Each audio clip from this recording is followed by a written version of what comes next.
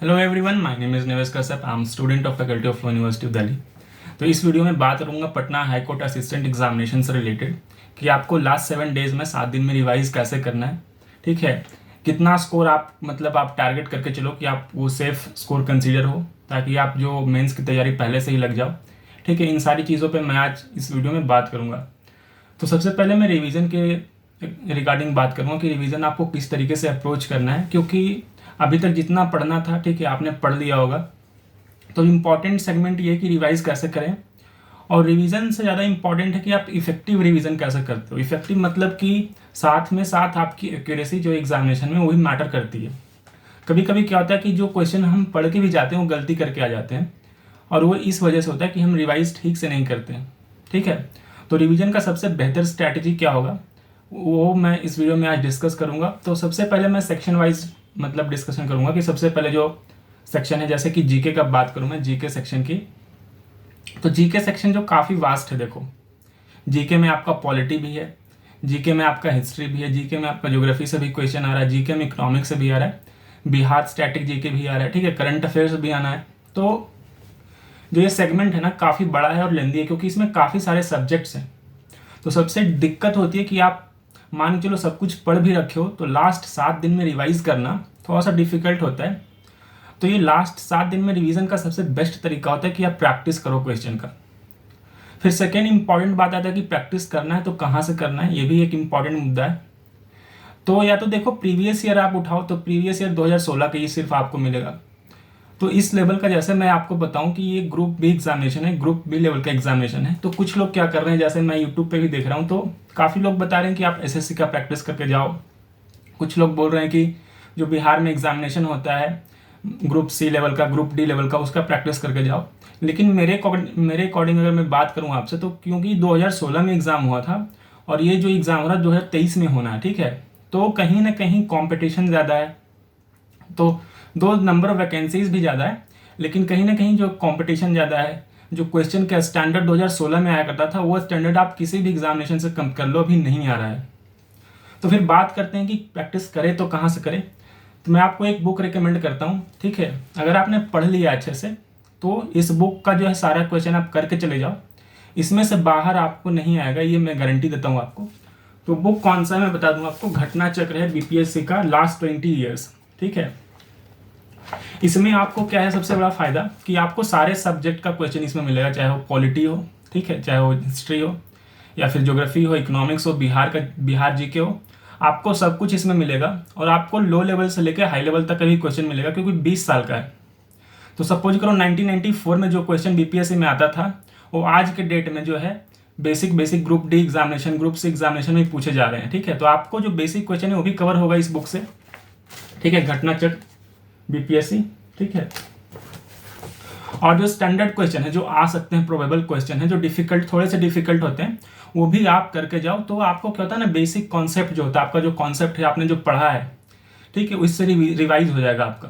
तो जीके के लिए सबसे इंपॉर्टेंट है कि आप इसमें से कर लो, 7 दिन में ये बुक खत्म कर सकते हो आप। ठीक है, अगर चाहो तो, क्योंकि देखो जो 1994 2000 के क्वेश्चन वो काफ़ी ईजी हैं, वो आप बिल्कुल कर दोगे।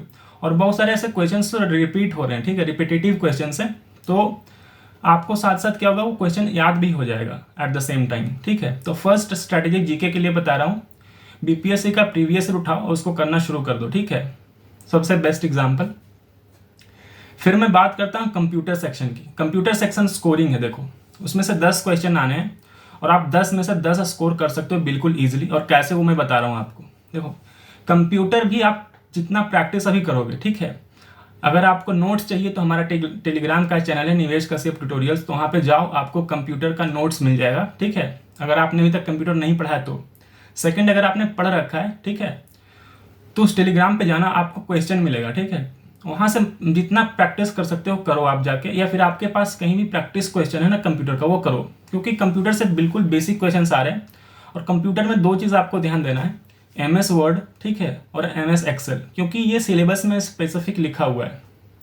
और इसको मैं इसलिए बोल रहा हूँ क्योंकि आपके मेंस के सिलेबस में, जो आपका मेंस के बाद जो कंप्यूटर प्रोफिशिएंसी टेस्ट होगा, उसमें भी ये दोनों टॉपिक जो है स्पेसिफिकली मेंशन किया हुआ है। तो यहाँ से तो क्वेश्चंस आना ही आना है, ठीक है। तो ये दो टॉपिक जो है आपको अच्छे से कवर के जाना है, इसके जो क्वेश्चंस है उसको अच्छे से कवर करके जाना है, क्योंकि 10 में से आपको 5 क्वेश्चन जो है ना इन दोनों टॉपिक में से मिलेंगे ही मिलेंगे, ठीक है। तो ये कंप्यूटर की बात हो गई। उसके बाद हम आते हैं इंग्लिश, क्योंकि काफ़ी जैसे एक होता है ना कि इंग्लिश बहुत लोगों का अच्छा भी होता है और कुछ लोग इसमें फंसते भी हैं। तो इंग्लिश का सबसे अच्छा तरीका भी है कि आप अगर पैटर्न देखो 2016 का, तो ग्रामर से 4 to 5 क्वेश्चन आने के चांसेस हैं। मतलब कि अगर 25 में से 5 क्वेश्चन जो है ग्रामर का होगा, स्पॉटिंग एरर या करेक्शन के ऊपर, ठीक है। और बाकी जो क्वेश्चन है 15 से 20 क्वेश्चन वो टोटली जो है वोकेबलरी बेस्ड है, या तो ईडियम फ्रेजेस हो, ईडियम फ्रेजेस को हम भी वोकेबलरी में कंसिडर करेंगे क्योंकि वो वोकेबलरी का ही पार्ट एक तरीके से, ठीक है। सिनोनिम्स, एंटोनिम्स हो गया, तो ये सब क्वेश्चन है मैक्सिमम आ रहे हैं। और आप देखोगे ना ये क्वेश्चन कभी कभी रिपीट भी होते हैं, ठीक है। तो 7 दिन में सबसे पहले ये काम करो कि एसएससी का हो या फिर बिहार में जितने एग्जामिनेशन होते हैं जहाँ पे इंग्लिश, देखो इंग्लिश में कोई डिफ्रेंशिएशन नहीं होता है कि ग्रुप सी में इजी पूछा जाएगा, ग्रुप बी में डिफिकल्ट पूछा जाएगा। ये सिर्फ जीके के लिए होता है, ये सिर्फ मैथ्स के लिए होता है, ये सब रीजनिंग के लिए होता है, ठीक है। अगर मैं कंप्यूटर सेक्शन की बात करूँ तो कंप्यूटर इवन स्टेनो का जो एग्जाम होता है उसमें ज़्यादा डिफिकल्ट पूछा जाता है, जो बैंकिंग का एग्जाम होता है उसमें ज़्यादा डिफिकल्ट कंप्यूटर का क्वेश्चन पूछा जाता है। तो आप वो सब क्वेश्चन अगर उतने डिफिकल्ट लेवल का नहीं भी कर रहे हो तो चलेगा, ठीक है। लेकिन जीके में आपको हमेशा ऊपर रहना है, क्योंकि जीके का क्वेश्चन जो है ना ग्रुप बी के एग्जामिनेशन में देखा गया है मेजोरिटी ऑफ द टाइम कि डिफिकल्ट ही होता है कंपेरेटिव टू सी या डी के, ठीक है। तो इंग्लिश के सेक्शन की बात करूँ तो वोकेबलरी जो है, वोकेबलरी हर एक एग्जामिनेशन के लिए सेम ही आएगा, उसमें कोई डिफिकल्ट या लो नहीं होता है। तो आप कहीं से भी प्रैक्टिस कर सकते हो। अगर आप मॉक प्रैक्टिस करो तो इंग्लिश पर वोकेबलरी का जो पार्ट है ना उस पर ज़्यादा ध्यान दो। सेकेंड ऑप्शन एक तरीका और बताता हूँ, जब भी आप इंग्लिश का प्रैक्टिस करते हो, ठीक है, तो जैसे वो मान के चलो कोई सिनोनिम्स है, तो सिनोनिम्स सपोज करो आपको आता है या नहीं आता है, तो दोनों केस में क्या करना है, अगर आपको आता है, ऑप्शन आपने सही भी किया है, तो बाकी जो 3 ऑप्शन है ना उसके मीनिंग्स को भी आपको याद रखना है, उसके मीनिंग को भी आपको देखना है कि क्या हो सकता है, क्योंकि आपको एलिमिनेशन में ये मेथड जो है ना काम आएगा। क्योंकि एग्जामिनेशन में कुछ क्वेश्चन ऐसे होंगे जहां आप एलिमिनेट करके क्वेश्चन को सही कर दोगे, मतलब कौन सा ऑप्शन सही नहीं होगा इस बेसिस पे भी आप अच्छा स्कोर कर सकते हो। ये टेक्निक होता है एक्चुअली, ठीक है।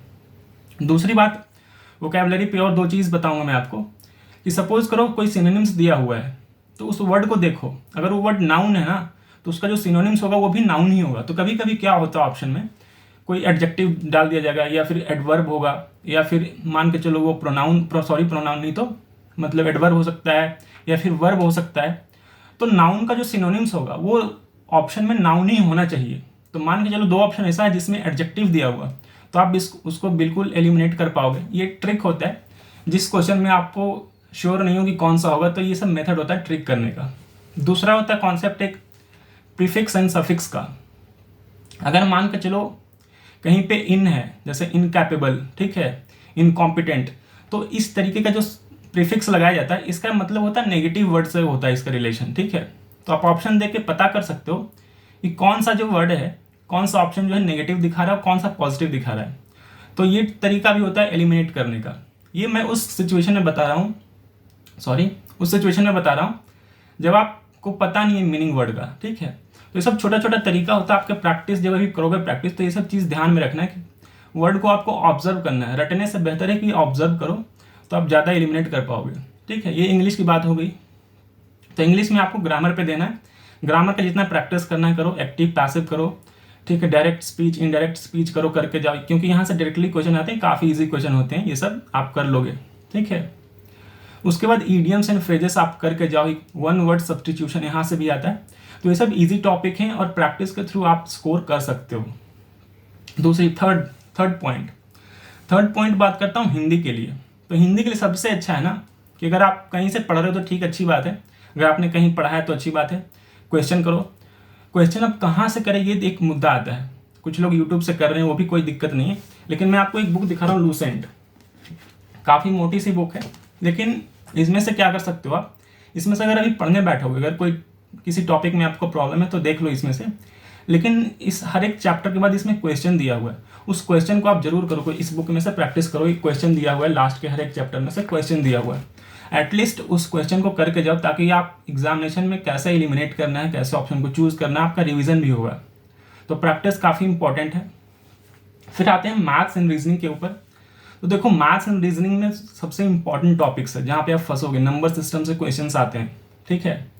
आप एरिया, सरफेस एरिया वाला जो कॉन्सेप्ट मतलब जो टॉपिक है वहाँ से क्वेश्चन आते हैं, ठीक है। Percentage, profit loss, work and time, ठीक है। एवरेज एंड डिस्टेंस, ट्रेन वाला जो कॉन्सेप्ट होता है, जो दोनों तरफ से ट्रेन आ रही है, वो वाला जो क्वेश्चन है वो करके जाओ। ये रिपीटेटिव क्वेश्चन है, यहाँ से आते हैं, तो उनके कॉन्सेप्ट को आपको ध्यान रखना है, प्रैक्टिस करके जाओ, ठीक है। 7 दिन में आप इजीली कर सकते हो प्रैक्टिस। और बेसिक फॉर्मूला बेस्ड जो क्वेश्चन होता है उसको करके जाओ, अभी डिफिकल्ट क्वेश्चन करने की ज़रूरत नहीं है। रीजनिंग में कुछ टॉपिक्स हैं जैसे कि सिलोजिज्म है, ठीक है, उसके लिए आपको कॉन्सेप्ट का ज़रूरत होगा, तो कॉन्सेप्ट आप देख के जाओ, ठीक है। देन सिटिंग अरेंजमेंट है, फिर स्टेटमेंट एंड कंक्लूजन वाला जो कॉन्सेप्ट है वो आप देख के जाओ, ब्लड रिलेशन का देख के जाओ। तो ये सब जो टॉपिक है रीजनिंग में आप प्रैक्टिस कर सकते हो।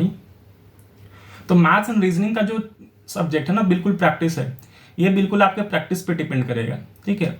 आप फॉर्मूला देखो, प्रैक्टिस करो, फॉर्मूला देखो, फॉर्मूला बेस्ड जितना क्वेश्चन हो सकता है आप प्रैक्टिस करके जाओ एग्जामिनेशन में, तो आपको हेल्प मिलेगा, ठीक है।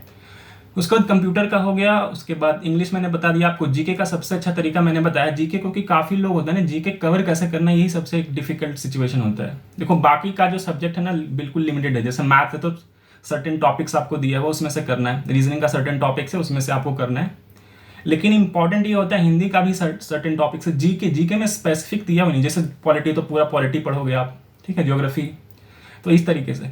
करंट अफेयर्स के लिए अगेन, तो करंट अफेयर्स से कोई भी ईयरली मैगजीन जो है, ठीक है, मार्केट में अवेलेबल, उसमें से आप कर सकते हो। और करंट अफेयर्स से 2 से या 3 क्वेश्चन मतलब मैक्सिमम आ सकते हैं, ठीक है, उससे ज़्यादा नहीं आएगा करंट अफेयर्स में से। और आपको लास्ट 3 मंथ्स का, जनवरी, फरवरी, मार्च, ये 3 मंथ का करंट अफेयर्स बिल्कुल आपको अच्छे से होना चाहिए। इसको आप जितनी बार रिवाइज करो, क्योंकि अगर 3 क्वेश्चन आ रहा है तो 2 क्वेश्चन इसी 3 मंथ्स में से होगा, ठीक है।